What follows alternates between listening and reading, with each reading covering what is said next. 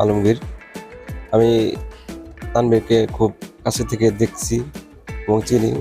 ও লেখাপড়ায় সবসময় এই কেজি থেকে ক্লাস 8 পর্যন্ত রোল নম্বর 1 ছিল।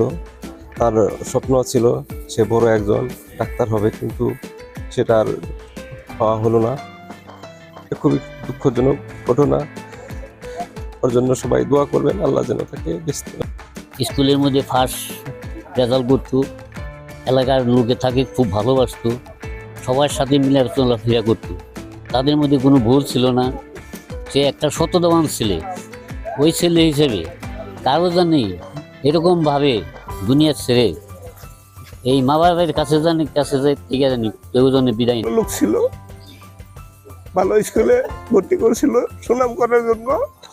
সরকারের ব্যর্থায়, সরকারের অলসতায় যে বিল্ডিং গুলো করেছে, সেখান থেকে যে বিমান অনবরত ট্রেনিং দেওয়ার জন্য বা যেভাবে প্রয়োজন শিক্ষার জন্য চালাইছে, সে দুর্ঘটনায় সেও চেষ্টা করছিল হয়তো বা বাঁচানোর জন্য, সেও মারা গেছে শুনছি। তাদের জন্য মায়া লাগে, কিন্তু হাজার হাজার মানুষের বাংলাদেশের মায়ের কুল খালি হয়েছে, সবাই কান্নাকাটি করতেছে। সামনে সরকারের কাছে আমাদের আবেদন, আপনাদের মাধ্যমে সরকার জানি এরকম স্টেডিয়ামের সামনে পাশে কাছে এরকম বিল্ডিং করার অর্ডার না দেয়, এরকম দুর্ঘটনা যেন না ঘটে। বাংলাদেশের মানুষের দুর্ঘটনা শেষ নাই, বহুত প্রকারে হইতেছে, কিন্তু আমাদের সরকারের ভুলে পূর্ণ হলো না। তাদের বাপ মাদের কত আশা ভরসা ছিল, তারা তাদের ছেলেদের বড় লেখাপড়া শেখাবে বা উন্নত করবে, মানুষের মতো মানুষ করবে, বিদেশে পাঠাবে, কিন্তু সেইটা হলো না। এটা জানে তারা সহ্য করতে পারে, তাদের গার্জেনরা, তাদের বাপ মারা, এটা আমি আল্লাহর কাছে উপর দিয়ে ট্রেনিং না করে অন্যত্র ট্রেনিং করতে পারে। এটা যারা ট্রেনিং এর দায়িত্বে থাকে, প্রশাসনিক কাজের দায়িত্বে থাকে, তাদের এটা দেখা উচিত ভবিষ্যতে যেন এরকমের দুর্ঘটনা কবলিত না হয়ে আমাদের কচি কচি সন্তান আর নিহত না হয়। এটি আমি সরকারের কাছে এবং সবার কাছে, প্রত্যেকের কাছে আপনাদের মাধ্যমে যেন এই ভুল ভ্রান্তিটা সংশোধন হয়, এটা পাবলিকে। তো আমার জানা মতে তানভীর অনেক ভালো ছেলে ছিল, মেধাবী ছেলে ছিল। তার বাবাও খুব শান্ত মেজাজের মানুষ।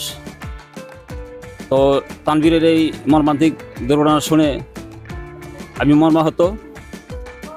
তো আমি এটুকু বলতে চাই যে তানভীর সহ এই স্কুলের যত সন্তান, যত মানুষ এই দুর্ঘটনায় মৃত্যুবরণ করেছে, আল্লাহ পাক যেন তাদের সকলকে ভবিষ্যতে আর এই তানভীরের মতন এমন দুর্ঘটনার পরে যেন কোনো সন্তান দুনিয়া থেকে বিদায় না হয়। তো আমি আপনাদের মাধ্যমে সরকারের কাছে আমি জোর আবেদন করছি, যেখানে ত্রুটি রয়েছে সেন সেই ত্রুটিগুলো যেন সংশোধন করে আগামী দিনে যেন ভালোভাবে বিমান পরিচালনা করতে পারে।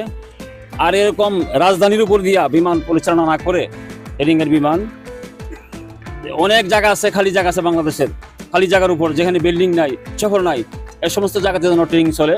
এই জন্য আমি আপনাদের মাধ্যমে সরকারের কাছে জোর দাবি জানাচ্ছি। আর সমাজে খুব ভালো ছিল, ওই বাপে ওই দুটা ছেলে একসাথে থাকতো, কিন্তু এটা কথা কি ভাই, ওই ছেলেটার সাথে সাথে দোয়া করেন আপনারা, আর এমনি জানি কোনো একটা ছেলে দুর্ঘটনা না হয়, এটা